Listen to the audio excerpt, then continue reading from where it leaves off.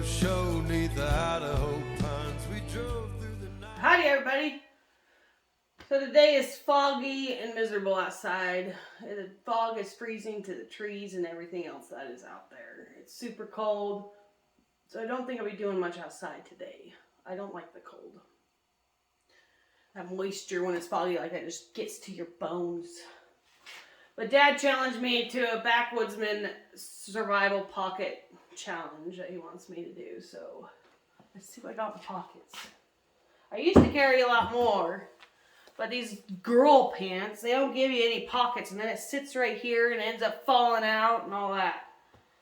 So I don't carry much of my pockets anymore. I carry a lighter, big lighter. This little case, I don't know if it's waterproof. It's not as fancy as Dad's, but it keeps it from the button getting pushed. I usually carry minis because these girl pockets, I got another one in here. These girl pockets that pushes the button and leaks out all your fluid. There you go, use your lighter and there's no freaking fluid in there. Oh, I know how 2 lighters got in there. So I picked it up, used it. 11 cents. Got my wallet.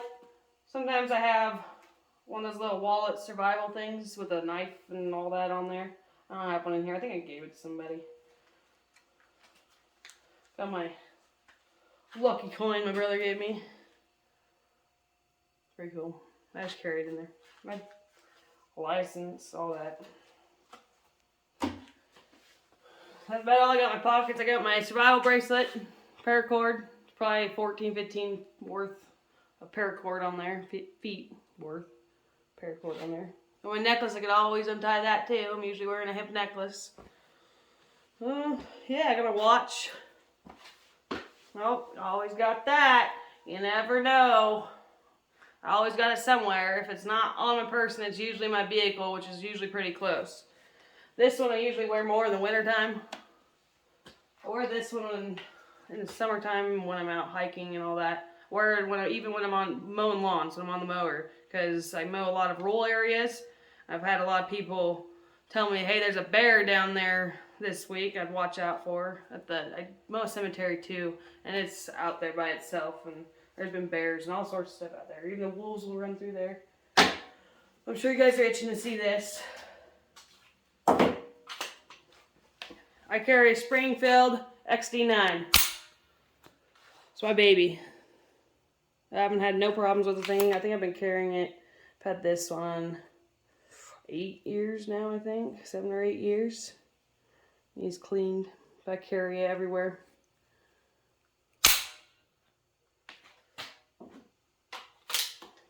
I like 9mm. A good female defense weapon. Or anybody, really. Because it doesn't have as much kick. So you can line back up faster than if you're shooting like a 45.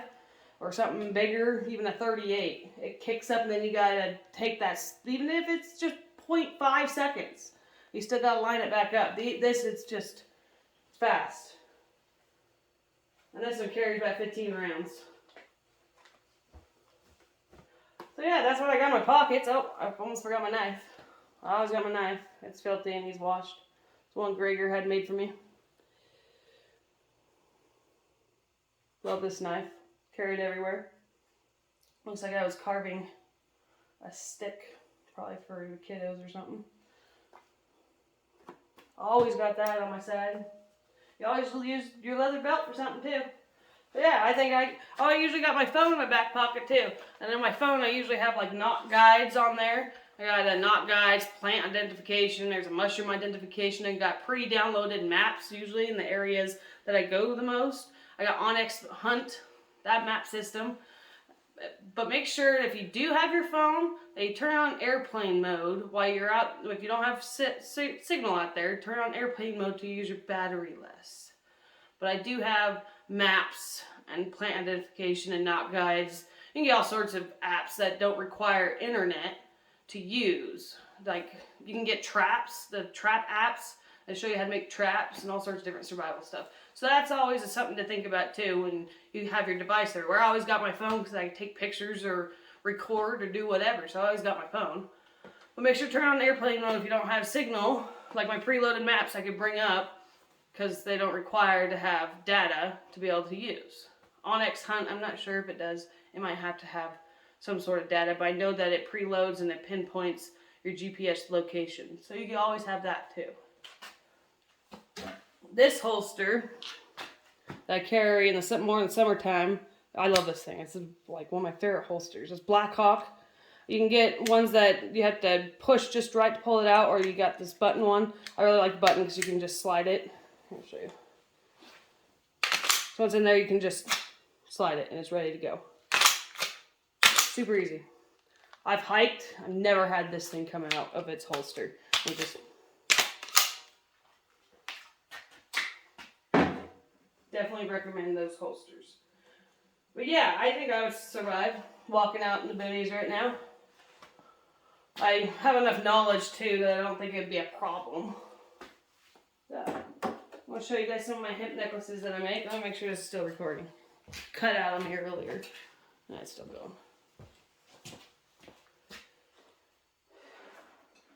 So I got my link down in the description. I make hemp necklaces, and I use this knot for everything. It's called square knot. I think it's considered macrame, so everybody's saying down in the comments. I've made Mom and Dad's walking sticks, if you've seen their walking sticks on their channel. Over there in Idaho Hillbilly. I can do custom stuff. The prices all vary, depending on what you want. I use all real beads. They're all stone, glass, crystal, wood, bone. I picked this piece up on the coast. It's sea glass carved into a turtle, and stone, turquoise. These are some old glass beads. I don't use plastic beads. And it just depends on how long the necklace or a hat band. I probably could make even the gunslings with the paracord. I haven't done it, but I'm sure I can. But all these prices vary. Just depending on the bead and how much hemp I have to use. Like a hat band would require more hemp. Not really more beads, but more hemp it usually requires. But if you're interested, my email's down in the description. You can email me. We can just go from there and talk about price and what you would like. And all that. These are all our everyday wares. Anytime I make one, somebody wants to steal it. Well, even if I make it for myself.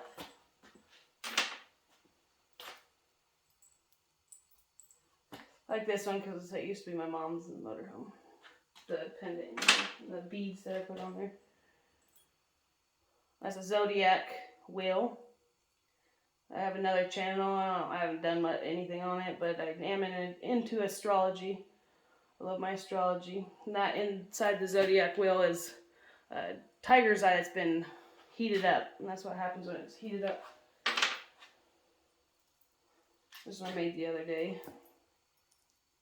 This hemp's really cool because it has all its different colors. Just changes colors as it goes. I think I just showed another one. Where's the other one? I got browns and blues, and it's all hemp. Some of my hemp is more refined, so it doesn't have like the clumps, I think it's the plant fibers. It makes clumps, and then while you're tying, so you'll have a skinny part of the necklace and the fatter part. You can't really tell though. This one was from the unrefined hemp. I think that's what they call it, is refined hemp. It's more expensive, but it's easier to work with. But it's all real hemp. I've been doing this most of my life. My mom taught me when we were in the motorhome days. And I've been tying them ever since. I've gone with that knot and done paracord and all sorts of stuff. I've even done plant holders. I haven't done that a long time. I'd have to remember how to do the plant holders. That's a wolf's tooth. Those are all stone beads. Can't remember exactly what all the stones are, but that's one. And that one's a silver pendant. That's a Libra. So I'm a Libra. Those are bone. Glass. Yeah. So if you're like to make a necklace or survival bracelet, Idaho Girl Survival Bracelet, made by me. just send me an email. And then I can get you, I'll need measurements and stuff, and we can talk about what you want and all that. Yeah, and then Dad wanted me to show the rifle again. Make sure this is still recording.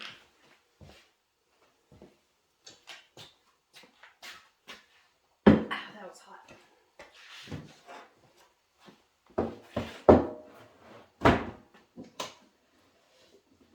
Anybody that has any more info on this, my email, just email me. I've noticed I got a couple emails that I still need to go look at the links. I don't know much about it. I know it's, yeah, I don't really know much. I don't know the year. I know it's older. It's got the, I think Caribbean, I think they consider that Caribbean style stock. And that pin here, I think that matters. It's all one piece of wood. That ring there. The sights. This is adjustable. The serial number, I think that's important. Hopefully you can see that in the camera. Yeah, it works. I've shot it. It's got 5 pins. 5? Yeah, it looks like 5. I think that matters.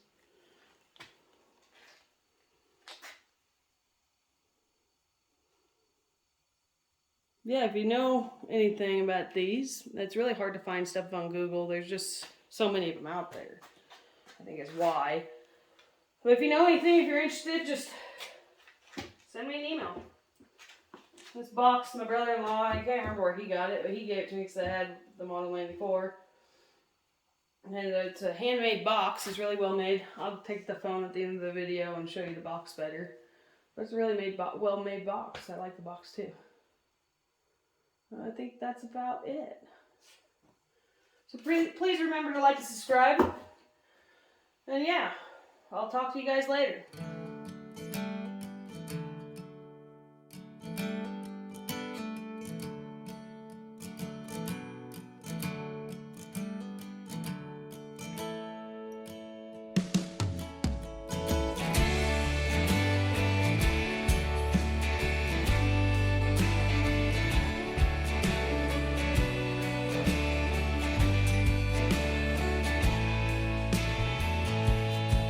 Well, I remember that summer the green van died.